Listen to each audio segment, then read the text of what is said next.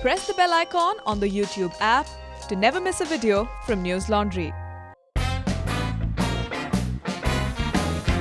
Hello and welcome to another episode of News Laundry Interviews. I'm Snigdha and joining us today is Hasina Kharbhih.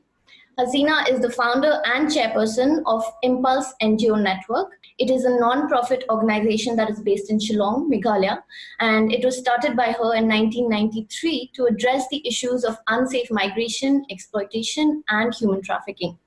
Hasina is the winner of several awards, including the CNN IBN India Positive Award in 2012 and the Indian Chamber of Commerce Northeast Excellence Award in the same year. Hello, Hasina, and thank you so much for finding time to join us. How have you been?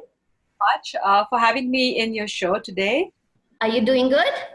I'm doing good. I think the lockdown is making us more resilient and, more introspective on what the next move should be, what's the next journey should be.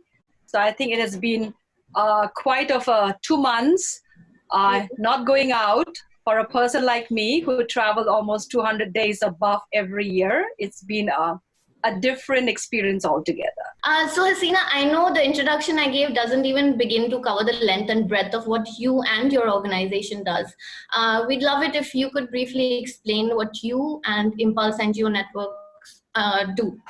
Impulse NGO Network started way back when I was in school in Shillong, where I was very active as a young person doing extracurricular activities under the leadership training services.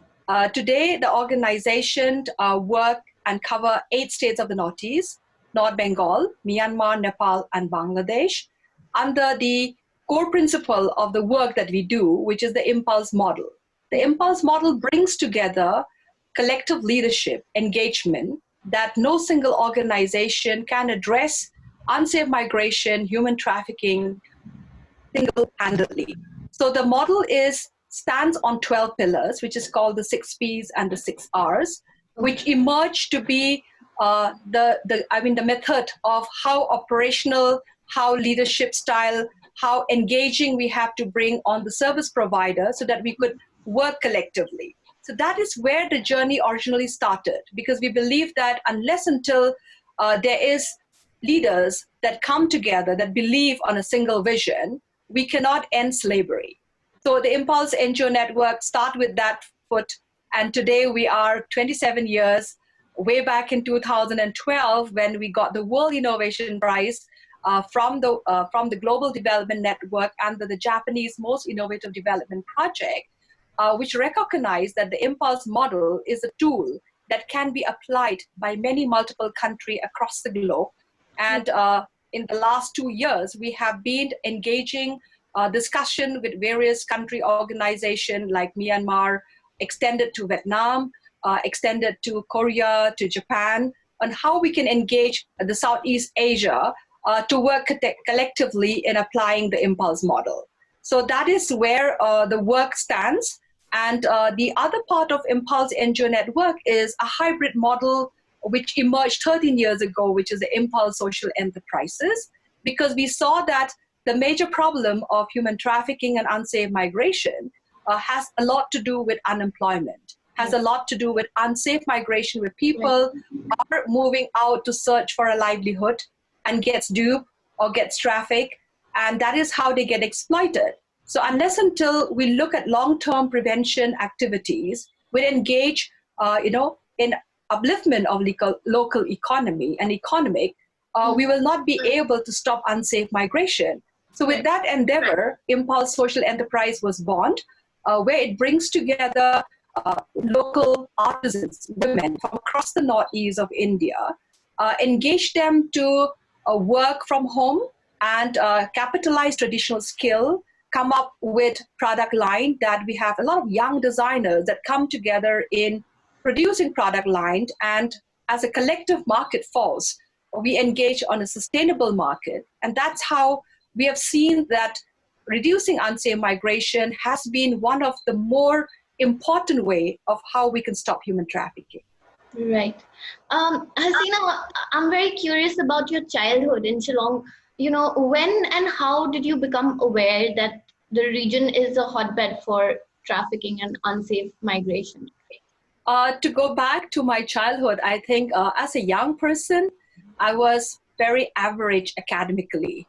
I think I was more active into my extracurricular activities where at my point of time, we didn't have internet. We don't have, we don't have what you guys have today where you can connect with each other at the click of a button. Mm-hmm. So I was very active with the Leadership Training Services, a school program which engaged young people to allowed to be involved with extracurricular activities in community work, where every weekend we are exposed to how we can be have high empathy in ensuring that we are responding to needs across the communities. That itself led me to understand the gravity of the problems that is out there. I think it exposed me at a very, very young age that there's so much that needs to be done. And why does human rights is not, an element that everybody has a right, and that right needs to be given. Right. So with that, as I completed my high school, I got my group of friends and I said, we should form an alumni. The alumni give birth to Impulse NGO Network because most of my group of friends was pursuing their career, was moving out of Shillong, but I continued to take that journey and then take it forward. And as we were taking it forward and addressing local issues of children, child labor, street children, we saw that it was the economic reason that forces a lot of parents to send their children to work. Right. So we initiated a livelihood initiative in nearby villages in the East Khasi Hill district, which is Sinten, to address, I would say, a more of a pilot in how we can uplift market access to rural craft so that we can bring up the economy of women. And with that, children will not have to go and work, but will be able to go to school. So that small initiative in a village called Sinten, which is a nearby village from where my grandmother come from, which is in Laitsoum, with 30 weavers, we started, and it went on to multiply over the years. And it was working well, and we were seeing a gradual change. But way back in 1989, almost, I would say 1986, when the ban on timber came about, where the Supreme Court put up a judgment that the ban on timber for forest resources to protect environment was the key of how government was taking a stand. And in that process, most of our women who were weaving with bamboo and cane, who would use bamboo and cane from the forest, was largely affected. Right. But nevertheless, the bamboo and cane was an agriculture product. It was not like a forest product as such. It could be, taken in as an agriculture product. But at that point of time, it limits the raw material availability of the women, and then it started to face more of a challenge as the work we were taking on in a very small initiative then. And gradually, we were faced with an opening of how do we get the rights of these women back where they can still get the raw material. Right. And in the pursuit, we were taking up a lot of legal action, support, engaging with various legal professionals on how we could get women to still access raw material, which is bamboo and cane. And by then, the gap of the year, we saw migration increases from rural to urban, not only from the neighboring villages that we were working, but from the 8 states of the Northeast. And that was the opening of we trying to understand where was everybody going, how was people recruiting domestic help from the region. And in one of the biggest event that I was called, which was called the Action Against Trafficking and Sexual Exploitation ATSEC. It was one of those main conferences that was held in Kolkata way then. And when I was called in that event, I was basically one of those young persons sitting in one corner and trying to listen from everybody who's had all the experts and all the expertise, what they're talking about. Yeah. And I was hearing this word constantly, human trafficking, sexual exploitation, and, trying to grasp whether the young people who are migrating, who have gone out of Meghalaya, who have gone out of the Northeast, are actually trapped in this circle of human trafficking. So for me, human trafficking at that point of time was a jargon, so I was not really working with any of these jargon at all. And so I was listening quietly. It's like, how a student would listen to a lecture of professors and experts. And my turn came where I was supposed to share about our experiences of work. And we were a very small organization then. So I shared the experiences, the problems on the ground, and everybody who were from different parts of India and different part of South Asia organization, a very established organization, they told me, Hasina, that is human trafficking. They might be trapped in human trafficking. So we need to work together. I said, of course, we need to work together. So the conference end, I came back to Shillong. I shared it with my group of friends. By then, I was already in college. And then Rosanna Lingda, who was also my college mate, who joined the organization, I was sharing, I said, I think we might have issue of human trafficking, and we might be facing this problem, but how do we go about it? So that was a time when the internet, I would say, computer and internet was emerging in India, and we would go to a cyber cafe to access. We would have internet the way we have it right now, where I could talk from my home and talk to all of you out there. Yeah. So we decided to take a step, and the step was called the email campaign.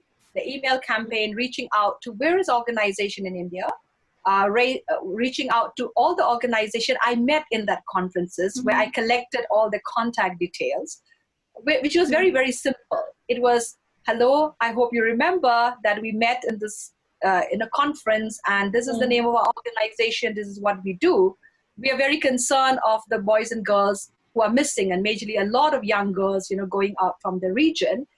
If any, girls get rescued, as you call, or you find any girls from the Northeast, please get in contact with us, and we'll work together to support, in ensuring that the girls are coming back home. That was the simplest way of how we started our journey. The first case was reported by Prerna, Praveen Patkar and Preeti Patkar, the organization in Mumbai, about 2 girls from Meghalaya and then 1 girl from Tripura. Those were the 3 first cases that led us, to evolve and understand the problem. And there was no looking back after that. The impulse model emerged on the practical legality application on the ground, that how can we collectively work? Because the cases taught us that if we have to bring a full circle of engaging response to human trafficking, which is the 6 Ps, partnership, prevention, protection, policing, press, and prosecution, and also under the 6 Rs, which is report, rescue, rehabilitation, repatriation, reintegration, and restitution.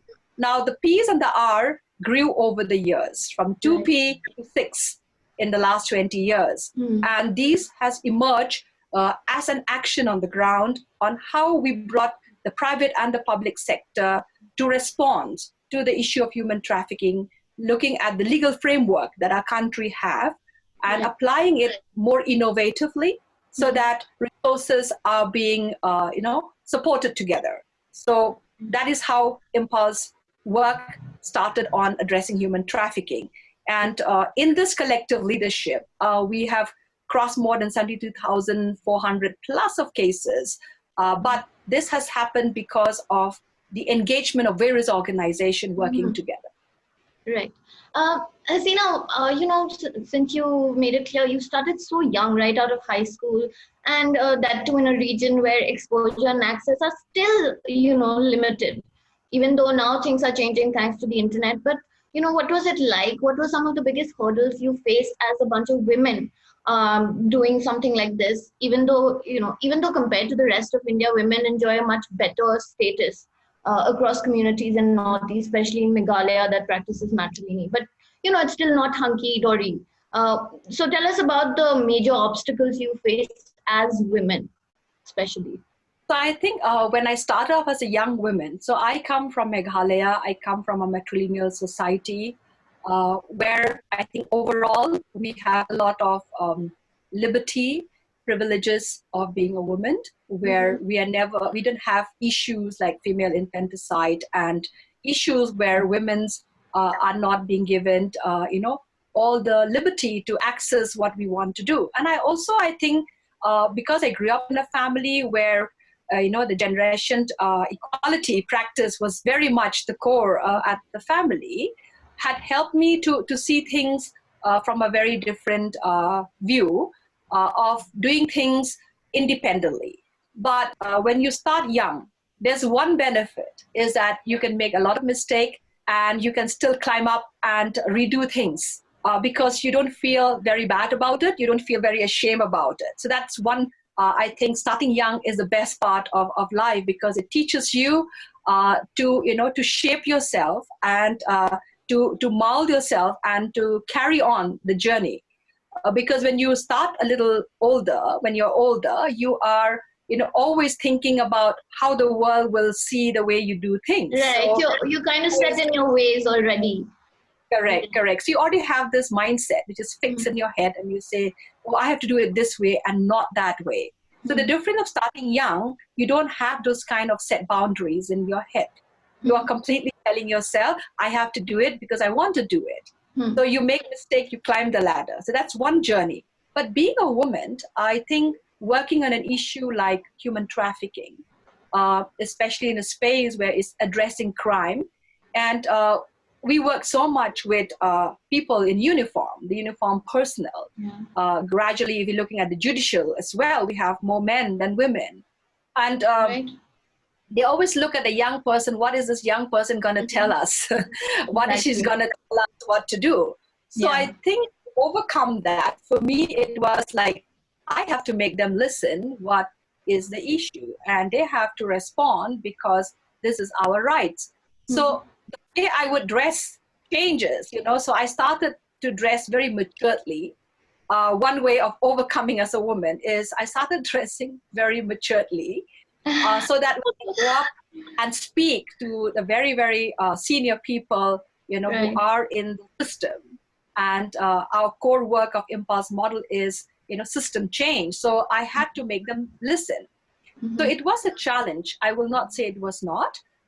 There were, a particular incident that happened way back in the initial year, is that somebody from the high level official tells me, hey, Hasina, girls from the Northeast are migrating willingly and they're coming down. So if they get trafficked and they get married, to men in Haryana, sex ratio in Haryana dropped drastically, and there was a huge flow of young girls from the Northeast who were trafficked and trapped into these marriages. And when we were doing an operation of bringing back a rescued girl, I was zapped by that, what we call it, statement that he said, why are you wasting your time working with somebody who wants to get into prostitution? Wow. So I could have got angry then, being a woman. So I stood up and I told him, I don't think you would be happy if your child or your daughter happens to be in the same situation. So I don't think any women choose prostitution by choice. So I'm here basically to look for help, because legally all those women who are trapped has rights, and we need to intervene. And it's interesting that I met the same person at that high level, and 8 or 10 years after that, I was training him under the Ministry of Home. That's brilliant. So I was like, not bad. So I would say that being a woman, you will face these challenges, but it's just how you take it positively and turn negativity into positivity and stay put and resilience to overcome, especially in a way of space that I do, because my work, and I think my entire team today is a lot of young team. I constantly tell them the same experiences of mine, and they also face those kind of, ins and out of challenges. But resilience is a very important word, and staying put and focus help women overcome challenges that you are dealing with crime. Right. Hasina, you've rescued so many, like hundreds of women and children. First of all, what are some of the major challenges at the ground level when you're carrying out such an operation? And secondly, is there any story or any person, that has stayed with you in the sense that you can't forget it, the story of any such person that you have rescued? So I would say that impulse model, like I mentioned earlier, we work collectively when it comes to responding to cases of human trafficking. So we work very close with the anti-human trafficking units in the Northeast, who are also using our Impulse Case Management Center technology platform at the moment to speed up the whole process of communication and responding to human trafficking. I would say that we support our partners in the different destination as well as source, support the rescue, support the repatriation process, because some of the cases comes to us after a rescue is being operated already. But there are a lot that we help in designing the rescue. Today is a case manager like Bari Palalatan, who is at the core, who takes up all these cases and then engage all our networks together. But in the initial years, when I was directly, working, I would say today I have more of a young team of leaders who are leading this whole front, but I'm there in the back to see and respond if there is a challenge. Right. The challenge is that the perception that the enforcement have at that time, of course, it's a change over the years now because we work very, very strongly in educating and training a lot of the law enforcement themselves, that they have not been able to understand human trafficking. They always think human trafficking is so much interconnect to prostitution and a choice. So that is also something that we had to break, that kind of concept, through various training programs that we engages in every state and continue to do that. Like today, if I go back, the challenge is that a lot of trafficking happen online, through social media, where a lot of young people get connected to the unknown, where you become friends and you get trapped. So again, the new challenge we have is that law enforcement would say, well, they are friends, so if she has gone, it's okay. So education, knowledge building continue to be an important element in the course of the work that we are doing. And we emerge also to learn and unlearn, because the gravity of problems, what it used to be rural to urban, today is just not about rural to urban. It's like you can be trafficked sitting at home and exploited because you are using social media platform to connect yourself. So the do and the don'ts becomes an important part of how trafficking is taking shape. So that is one part of it. But going back to leading as a woman, we have very less women in this space. There are very few who leads institution working on human rights and human trafficking in the country itself. I'm not saying that men should not be part of it. It should be an equal support system when it comes to both men and women. So it's a very important part to also see that the drop of women in the human rights space needs to be addressed, which we are very addressing and encourage always a balance of both men and women in the workforce that we do. So I would say that is something very much, a process and a journey. And the rescue operation has also evolved because with knowledge and education that we continue to provide to law enforcement. And we have also have various organizations that stood up with us, work with us very closely, has been into partnership for more than 15 to 20 years. So it is collective, unless we would have not been able to be successful in what we were doing.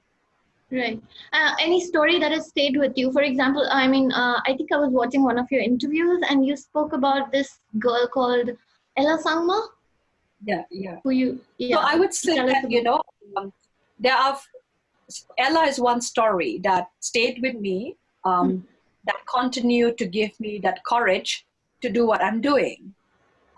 She is a girl that today is in our management team, work in the organization. She basically has lead various repatriation processes in the course of time. She has been a young person that showed guts and determination, because it was in the initial years when our partner organization in Delhi responded to us. that there's a young girl who had been rescued, and she wanted to be repatriated. And they have had challenges of the state responding to the repatriation. So I had to go to Delhi to meet this young girl who, after all the paperwork and the processes, to pick her up. We didn't have much conversation then when we had to pick her up from the airport. But throughout the journey, there was one thing that, is very strong that stayed with me. And she said, if I had a job in my own place, if I had a livelihood in my own place, I would have not been where I am, So that was something that struck so much, that it was something that she was completely not going there because she wanted to. She didn't realize that being sent, to work, she would be trapped into sexual exploitation.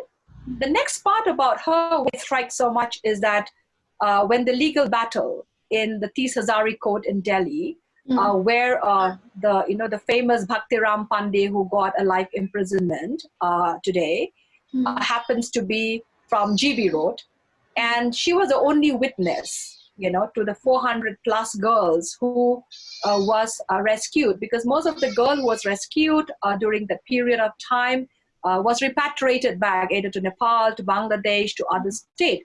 So when the hearing of this particular case came, I was happened to accompany her to Delhi for the hearing.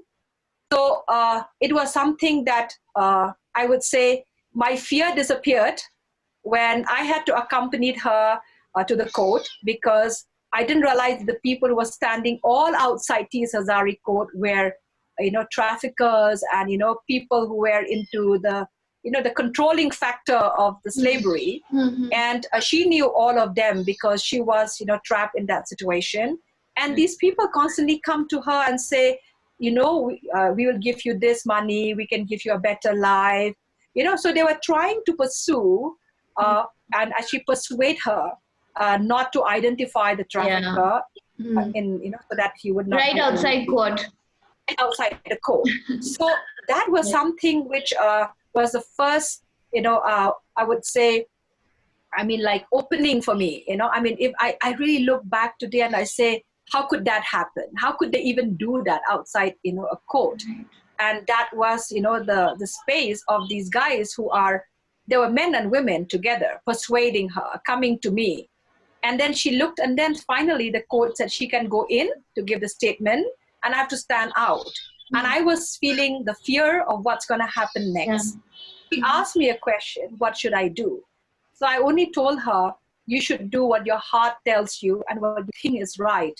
And you will give that statement, and I will not force you because you know it better, but I'll be there to support you. And so I stood out, and she identified the trafficker who actually got a life imprisonment. And when she came out, she ran from the court, and then she grabbed my hand and she said, run. So I didn't realize why she told me run then, which I realized it much later, that it would have been a very difficult situation, because the nexus of traffickers are people who have the money and the power. And it would have been much more difficult in terms of we saving our own self.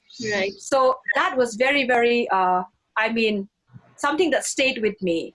The strength, the gravity, and how fast she was grasping what's going to happen next.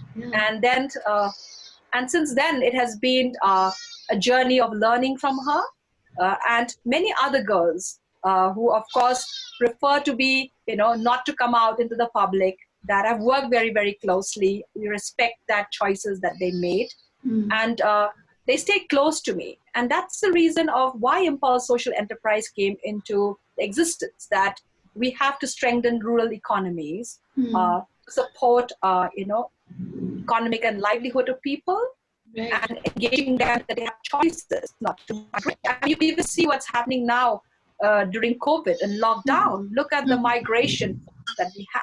Exactly. The gravity of this problem right now, it's going to be that we'll see more trafficking going to take place. So I think when I look at her at that point is that she's only 14. I'm much more older to her. Here I am trying to address this, issue of human trafficking. And here she is, the person who knows what happened, because she has been a survivor of human trafficking.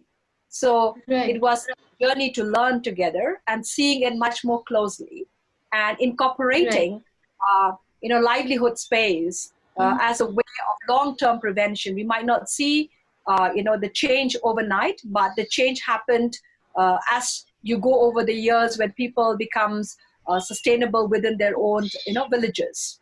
So that's one part of how she influenced the organization. Second is that her experiences of having that knack, of quickness of making decisions, was also something that made me become more alert, working in this, issue over the years. So she stayed close to my heart of the learning process. So viewers, one of the many amazing things that Hasina is known for is the impulse model that she already mentioned during the beginning of the interview. And she built it with the help of her team.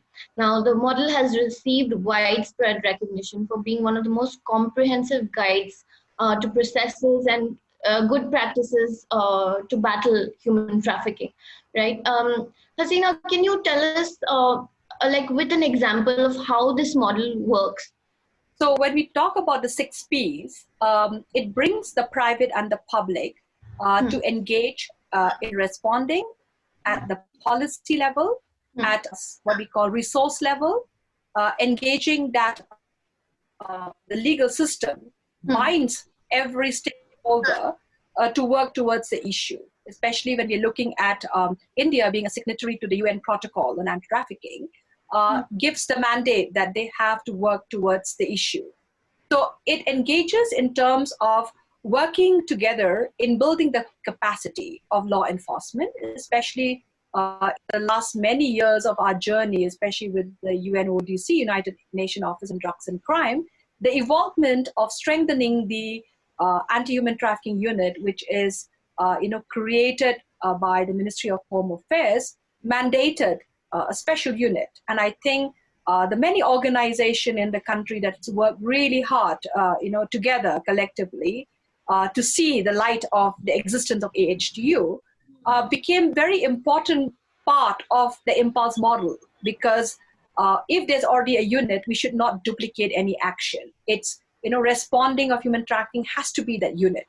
So the way the model works is that when a case is being reported, we will alert the anti-human trafficking units in the respective states, also our state partners when it comes to the Northeast, and when it comes to the source states in India, the destination state in India, it would be our networking partner who would assist the anti-human trafficking units and the law enforcement when it comes to operational of rescue. Right. The second part is after rescue comes rehabilitation. So we work very much with various organizations who offer services, who are service providers, who run shelter homes notified by the government, or shelter home run by the government themselves, where a girl would be sent for rehabilitation for a short period of time till all the legalities, counseling, medical support is being provided. After that rehabilitation, which is called the short-term rehabilitation, repatriation process. So being able to get the findings of how ready is a girl to be repatriated back, because engaging our partners at the source point to find out, and also the anti-human trafficking units, that these young girls, have they been sold by the family, or they have actually gone missing and they've not been reported. So they're very important to have the family study.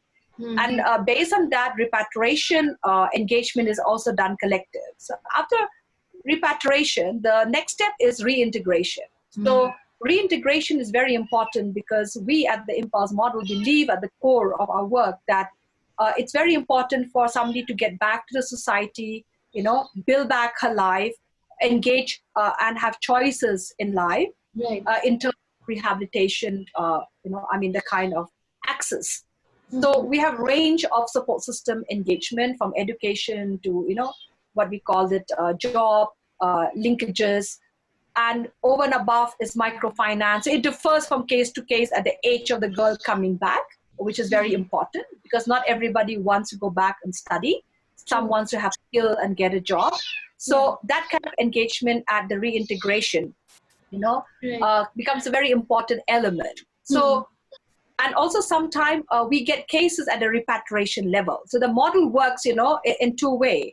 That a girl is already rescued, our networking partner would get in touch with us and say we need to repatriate the girl. So it could be from the report, or it could be from the time of a repatriation process, So report, a case, and then she gets rescued, then she gets rehabilitated, she gets repatriated.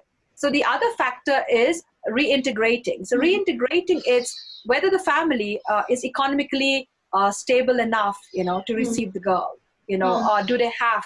So it's ensuring that that integration is taken care through the support services that we have within the network of the organization. And restitution is that her legal rights continue to be very important, where we work with a lot of legal institutions, lawyers, to provide, her compensation, fight for her compensation from the State Legal Service Authority. So the way the Impulse model works, it's a full circle.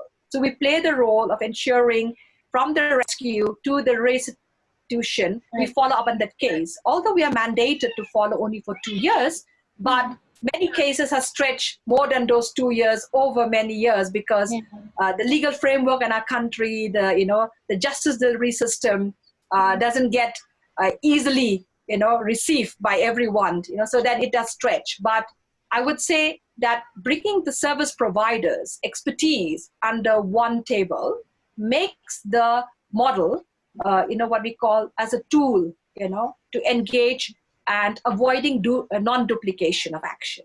So that's how the model works and operates. Right.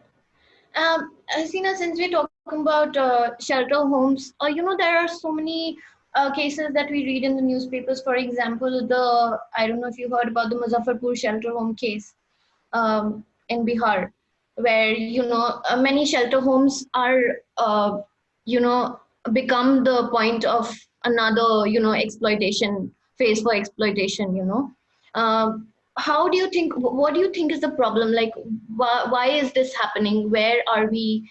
Is there a problem with the law, or is there a problem with the people who are enforcing the law? What's the problem, basically? So rehabilitation are either run by the government, or they are being run by NGOs who are being notified by the government as per the legal norms and the law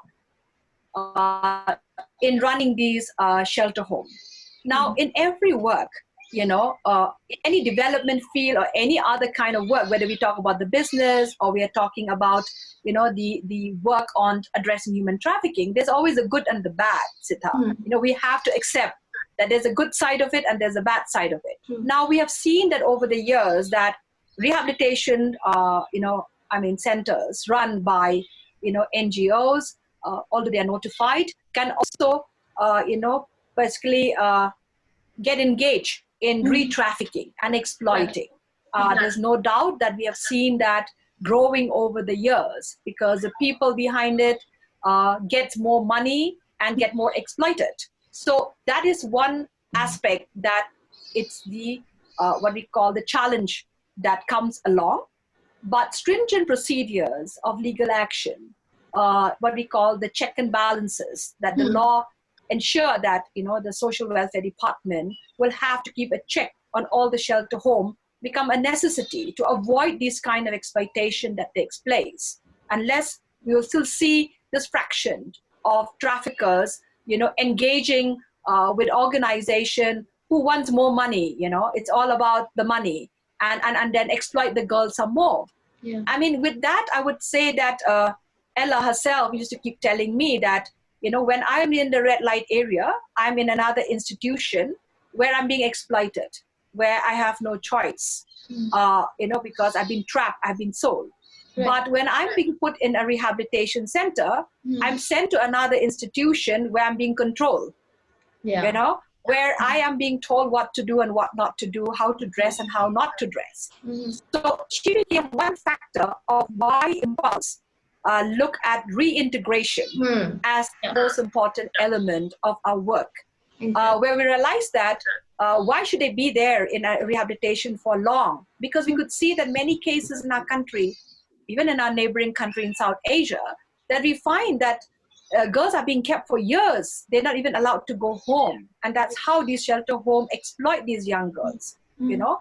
So that itself for us is that rehabilitation should be short term in the period which is called the interim period after rescued, when all the legalities has to be followed, you know, so that there is prosecution that can happen, you know. So that's an important element which is constantly monitored.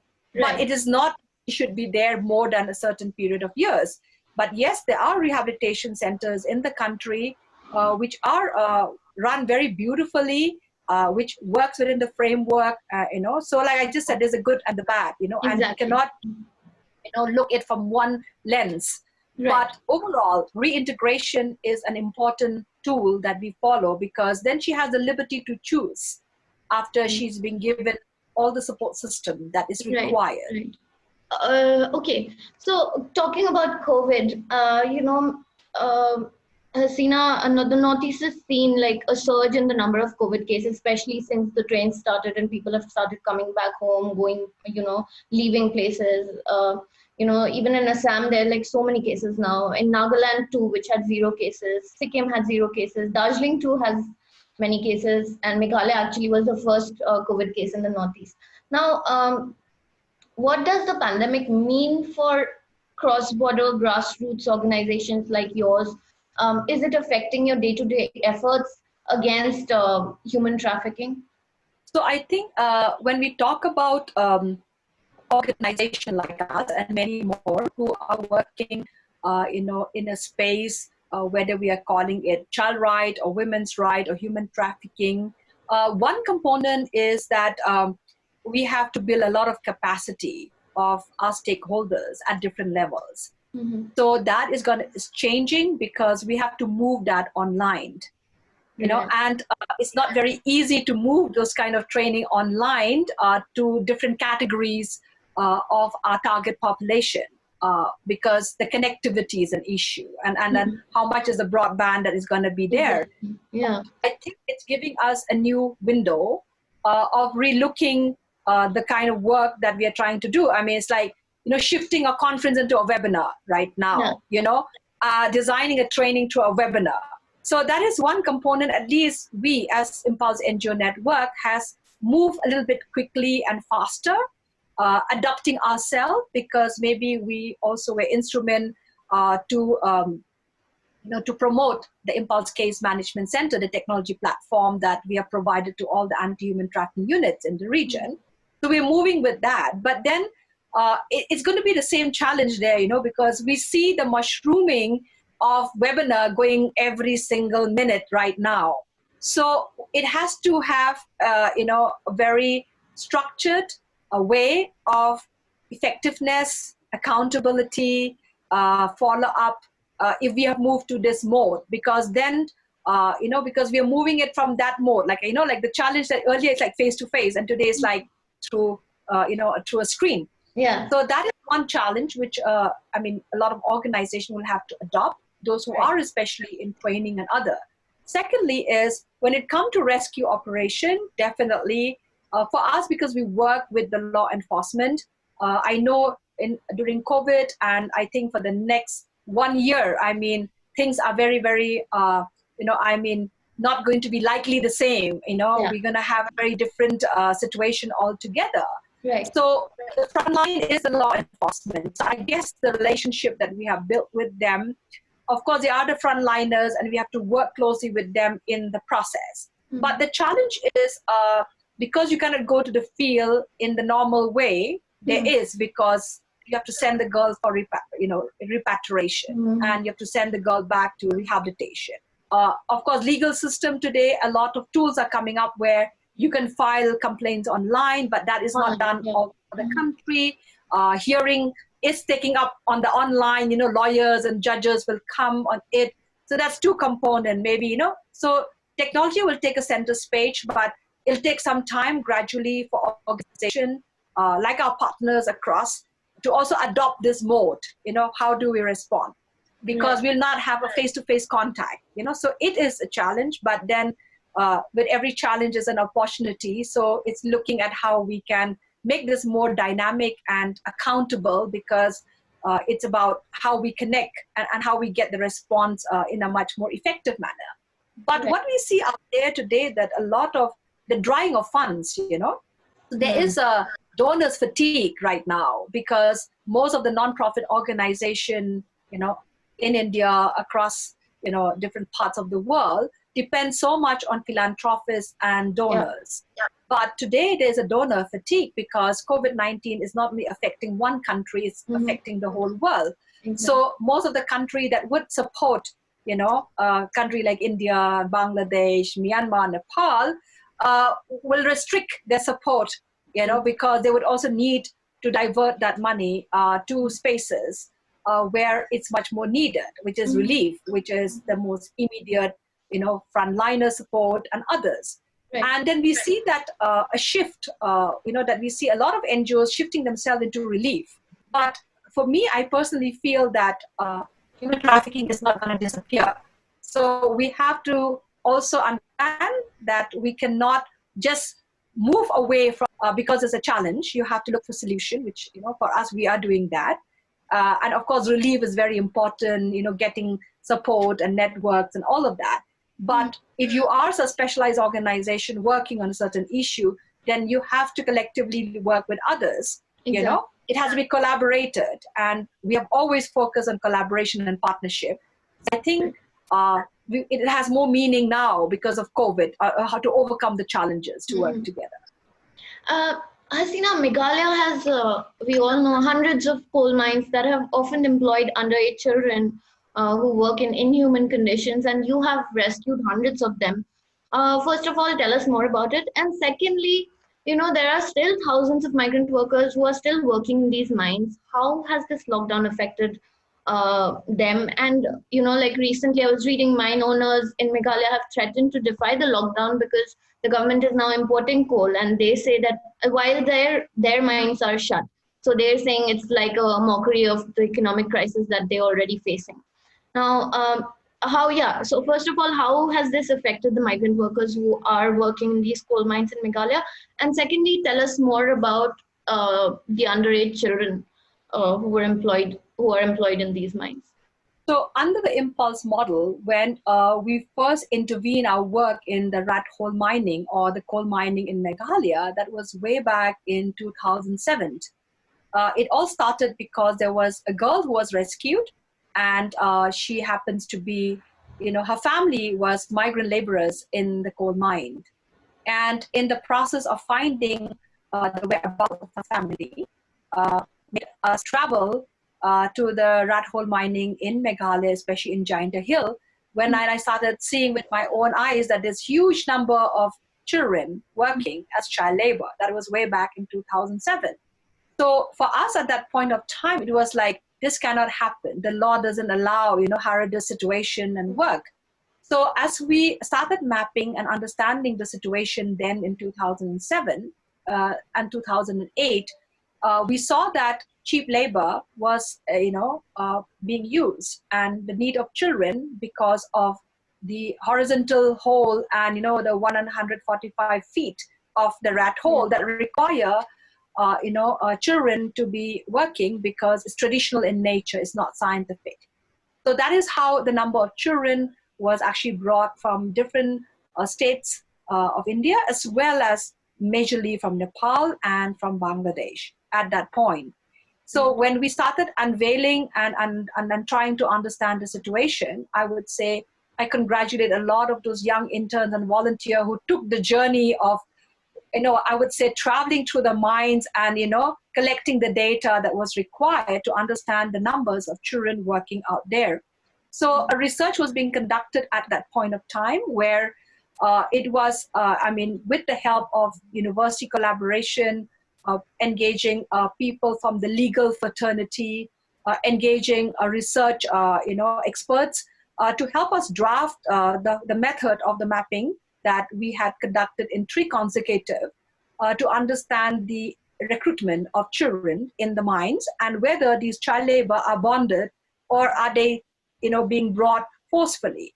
Right. So the findings was very, very interesting because the mapping of 5,000 rat hole at that point So when I use the word rat hole, I mean the pit hole, that was haphazardly, under, what we call it, the land that belonged to all the mine owners who are the rich and the powerful. There was no scientific structure of the way mining was being conducted. And the second finding is that there would be 10 to 15 children engaged in different rat hole. That was a finding in 2007, 2008 till 2009, where they would have shift of these kids going to work into the rat hole. So if you look at 10 to 15 multiplied by 5,000 rat hole that has been identified, taking into account the census of the population size and the migrant, the number 70,000 came into the number that came out was that more than 70,000 children were employed into these rat hole mining. And we started taking up, processes and action where we reported, these findings will be reported to the state authority, to the labor department. In the course of 1 and 2 years, I think we knocked the doors of all the government, from the labor department to the different commission, but we didn't see any, support that would actually help, in the closure of the mines. Mm. So in 2014, we took up a drastic step. The drastic step is based on the research, the findings, the datas, the digital datas, and also prior to to 2014, we decided to take up an international campaign where we got a lot of journalists, media houses to become, to come on the ground reporting of the situation and the gravity. That led to a lot of dialogue internationally. It led to a discussion at the UN Special Rapporteur on Anti-Trafficking, in which a directive to 3 countries was also being provided. It also led a lot of business entity who were actually, putting financial support in Bangladesh in buying coal from Meghalaya, that they were buying coal for where children were actually extracting coal. So we were disrupting the supply chain so that, businesses should not be encouraging in providing finances where children are being exploited, trafficked for labor. We succeeded very much there because there was a drop, in the cost of coal, and simultaneously continue to report to the different, like State Women's Commission, State Commission, National Commission for Women, what we call the minority right. I would say the Commission for Children, all of them was being reported. They responded. We took up into this whole lot of discussion. But when we didn't see an actual, result, we decided to file a public interest litigation in 2014. And in one filing, we won. And we also got other organization to be, what we call it, the complainant to strengthen our PIL. And it got the closure of the mines. So the closure of the mines was the landmark for impulse intervention, especially on cross-border trafficking for child labor, which was taken into account by the National Green Tribunal on the gravity of how the environment was largely affected and how children were used to work, into the process. And of course, after 2014, by legal norms, it is completely closed. But the illegal mining continued to happen in parts and pieces because many of the mine owners would go back to ask for reopening of the mines or transporting of the extracted coal. So as a petitioner, we very much between 2014 to 2016 and 17 constantly was following up with the National Green Tribunal that the extracted coal that was being given by the mine owners is completed. So whatever coal is being refilled is actually illegal by nature, know. So, the recent report of last year by Justice Kakuti brings in, an eye-opening that there was illegal mining that continued to happen, in parts and pieces.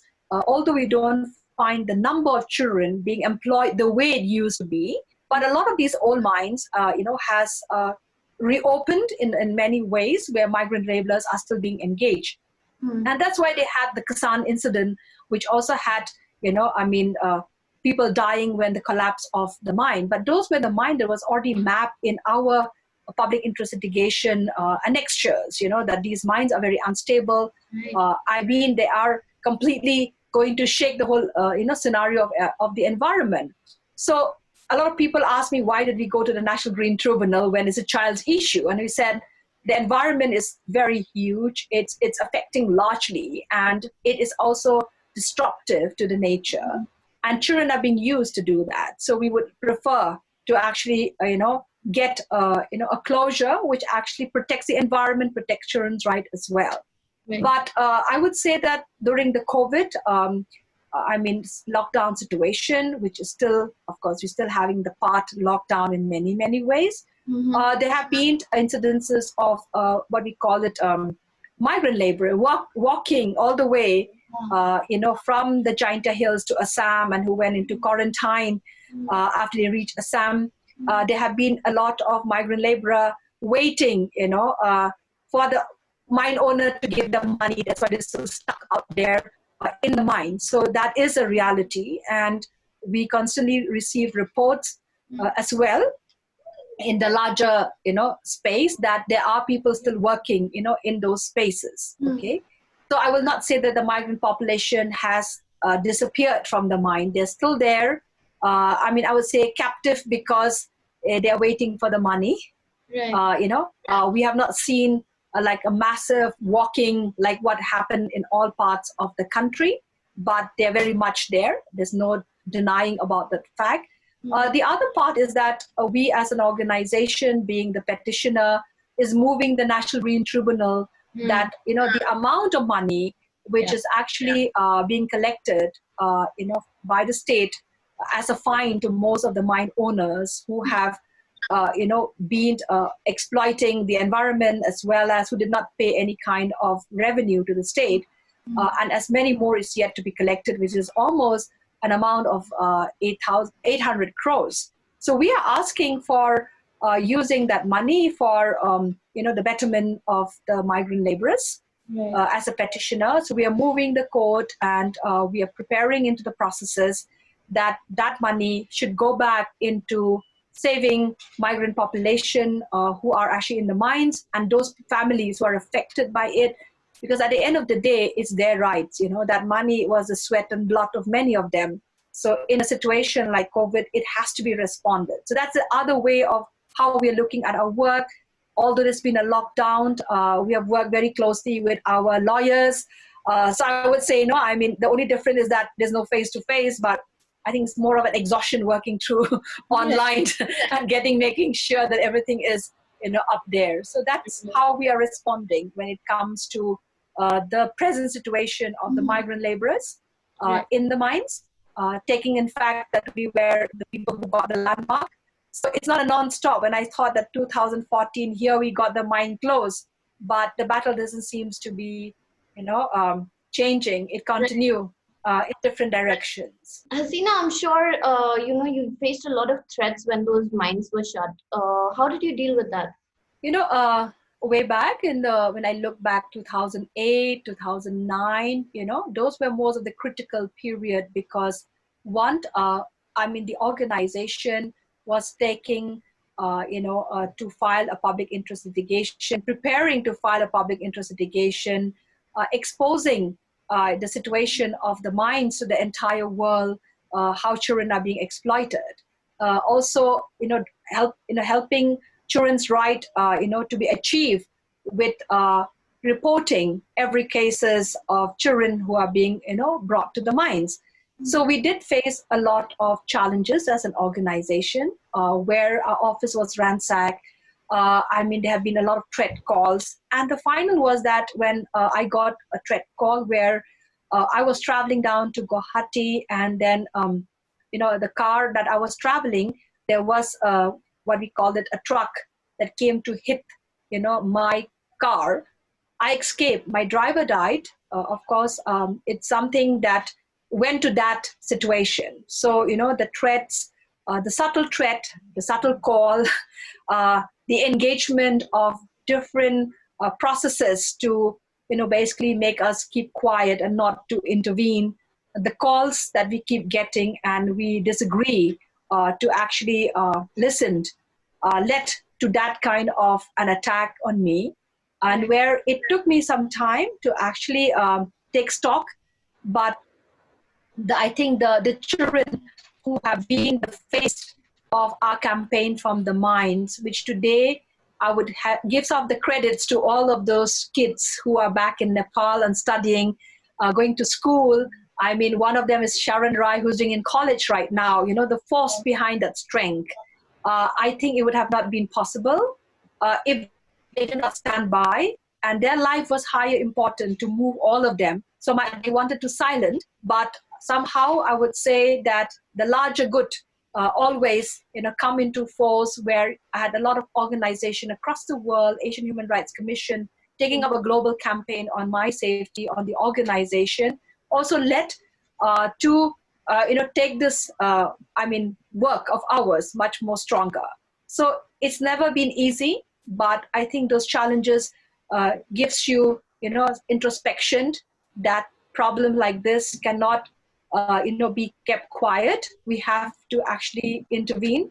Right. And all the people who have been child labor or trafficked to work as child labor, they have rights. So the framework itself is that their right has to be met. So if we don't continue the journey, then we would be doing our work halfway. So that's the reason of us doing what we do and continue to do what we do even now. Talking about this, Hasina, it reminded me of my recent interview with Tongam Reena. I don't know if you know her. She's an editor with Arunachal Times. And she has been facing multiple threats over the years. And actually 9 years ago, she was even shot at. And unfortunately, the case is still ongoing. So she was telling me about how she's, basically lost faith in the country's judicial system and the local police.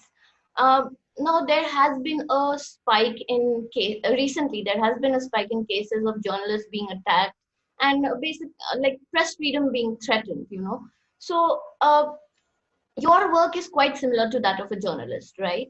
So I just wanted to know, how important is it for journalists and grassroots workers who work in the field of anti-human trafficking and migration, right, to work together?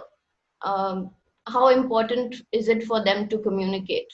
I would say that the 6 P's of the Impulse model, one of the P is the press. Yeah. Now, why we work very closely with the media is to basically create larger awareness on the issue, which is consistent. And that was the core principle from the very beginning.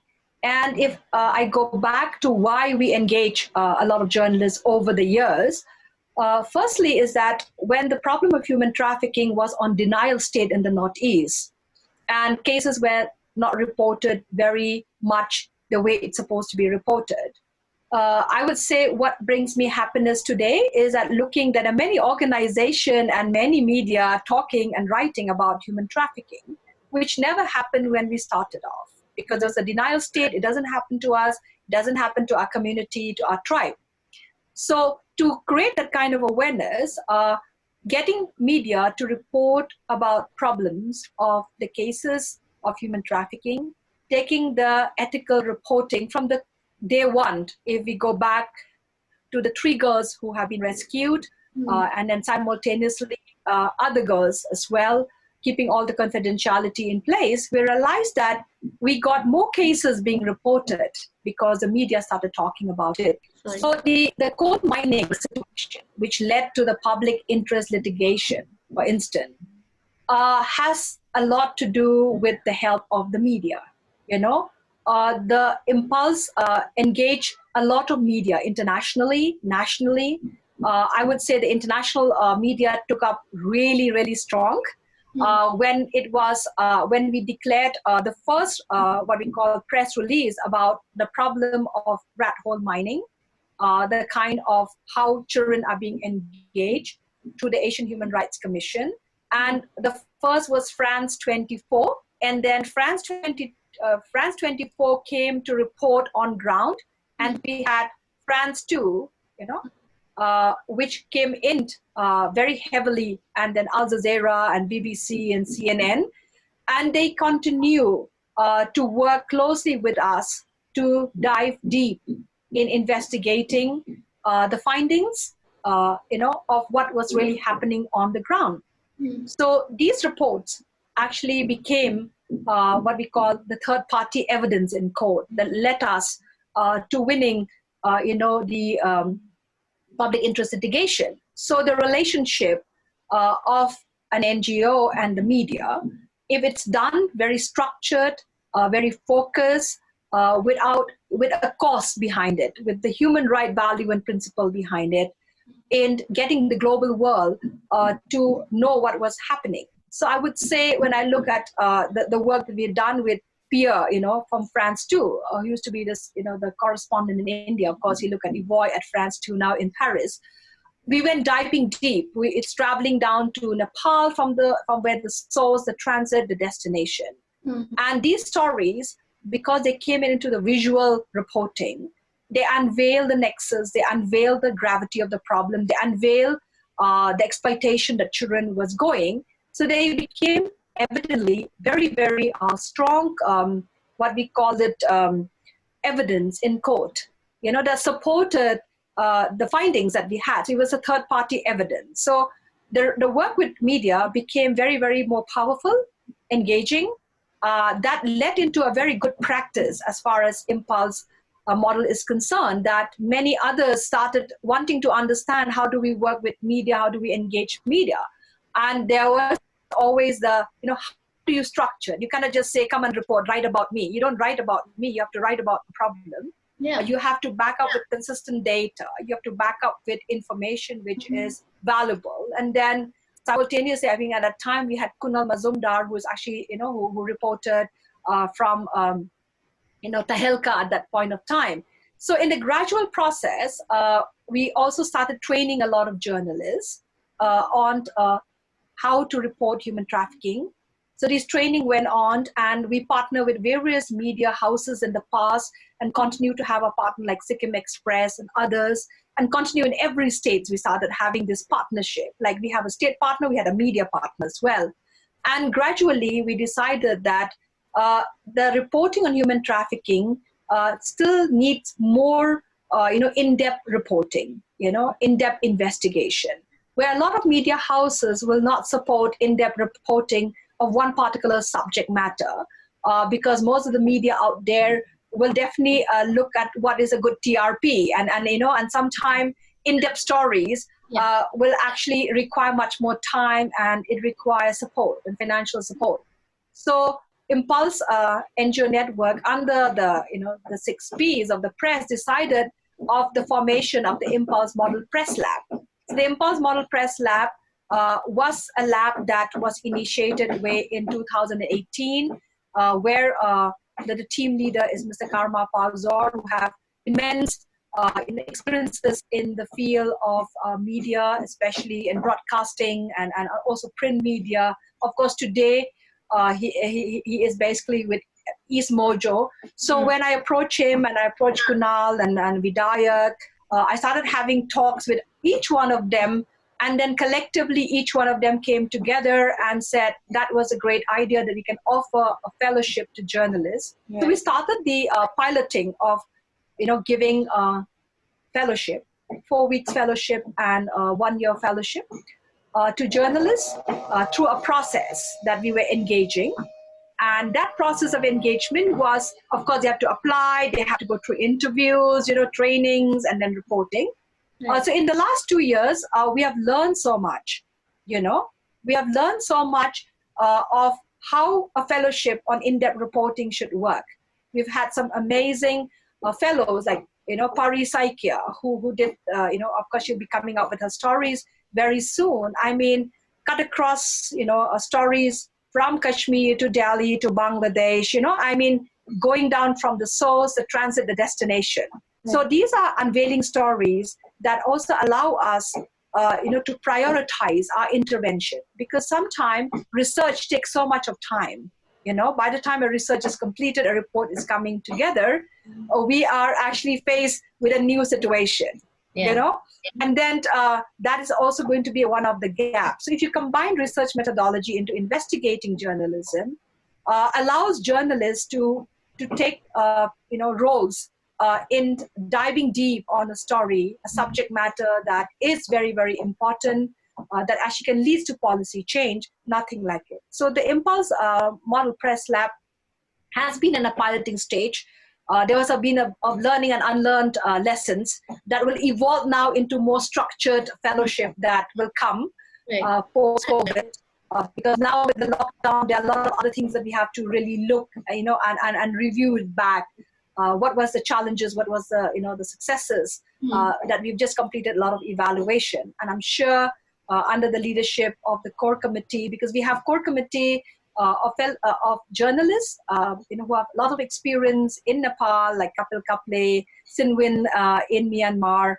We have Vidayak and Kunal Mazumdar and Karma in India and Amit Patro, who are in the core committee. So the core committee represents the 3 countries. Then you have an advisory committee, and we have very, people who have the knowledge, the experience, the background from policy, who have been like Archana Tamang, who's been in the UN system for a long time, many of them. So they bring in an expertise to see that the in-depth reporting does not get, just reported of X, case, but it goes deeper. It has more value into it. Right. So talking of media and TRPs, Hasina, News Laundry, as you know, is a media critique. We mainly, apart from news, we focus on media critique, especially, TV channels. So what do you think of mainstream media's coverage of human trafficking and unsafe migration, especially in the Northeast? So I would say the mainstream media has not really picked up, to have, in-depth stories and reports on the issue of human trafficking. It has been like a standalone story that keeps coming from time to time. In terms of, a lot of time it's a lot about the journalists, who have to really persuade the editors to actually allows, to go deeper on a particular story. So that is one challenge. But issue of trafficking, issue of sexual exploitation, especially now, the kind of online sexual exploitation is not even reported during the lockdown. Very rare, agencies are really taking up. So at a national level, that has really not come up. I'm not saying they have not reported. They have done. There have been various journalists who took personal interest, have gone the way forward to do it. But it has not been easy for them to get into the mainstream media very often. Most of them who has managed it is once in a while, but we need more, spaces to be reporting about this issue. Even if you look at the kind of story that's coming out on the migrant, exploitation and the problem that we're facing right now, I think that is coming more into the social media space, not in the mainstream media. Yeah. It's more of a dialogue by different people, reporting themselves through Facebook and write-up. And I think the whole scenario of media is also changing very much, But for us, I think we still believe that mainstream media should play active role in supporting, responding on issues which are concerned to the society, which violate human rights, And we continue to work close, and try to lobby as much as possible that it has to be covered. It's not about covering about what Impulse is doing, but it's about covering what the issue is there and how that is affecting, rights of women and children. Right. Hasina, my last question. What do you think people like us, can do apart from, signing petitions or making donations via fundraisers? Like anything else that we can do to combat this issue as a collective? So as a collective, like I just said, social media spaces like you all, the number of followers that you have, the viewership that you have is a target population that you can educate about this issue. Absolutely. So that is a very important element in today's situation where, every news is phoned. so everybody wants quick and fast. So if platform like this actually collectively use spaces to talk about the issue on a consistent manner, like I said, a lot of young people today are actually using the social media space and the internet so much than ever before of when I grew up, where I came between that age where there was no internet, and then I moved and I'm learning the space of internet. So it's very important that information that goes out there also educate, the masses on the situation of human trafficking, the kind of sexual exploitation that is happening online today. So medium like yours can also play that role, getting young people to speak about the kind of challenges they go through, and also giving solution, and creating that kind of awareness, because then that's again reaching a masses, that can be done collectively. Right. Thank you so much, Hasina, for giving us so much of your time. And this has been a very helpful and enlightening conversation. Viewers, I'd encourage you to subscribe to News Laundry. As you all know, we are a 100% ad-free news platform. We do not go for TRPs. And we solely depend on our subscribers for our survival, because we believe in the independence of media. Because as you guys know, when the advertiser pays, the advertiser is served. But when the public pays, the public is served. So thank you so much, Hasina. All the very best. It's been wonderful talking to all of you. And I do hope that this message goes across, that more and more people out there, come to understand that we need more women leaders to come and respond to human rights issues. Yeah. And we also need more young people to actually create more awareness about the gravity of sexual exploitation. So thank you very much for having me in your show.